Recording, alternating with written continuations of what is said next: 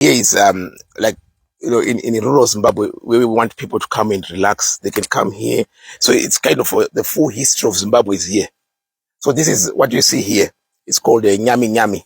It's a river god for there's a big lake here called Lake Kariba. It's the biggest man-made lake in the world, in the entire world. Is here in Zimbabwe.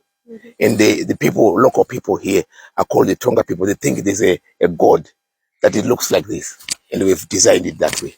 Wow. Eli tässä on paikka, mihin ihmiset voi tulla rentoutumaan. Ja tässä on ympärillä kaikki Zimbabwen niin kuin historiaa. Ja tämä on just jonkun kyseisen paikallisen joen niin kuin jumala. Mitä on tässä? Yeah, something like that. Yeah, thanks. And then this will be like the Lake Kariba.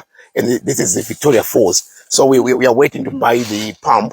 So there will be a waterfall. The water will come in there and come back again. So it's like a cascading.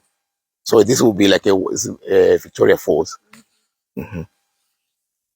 Good.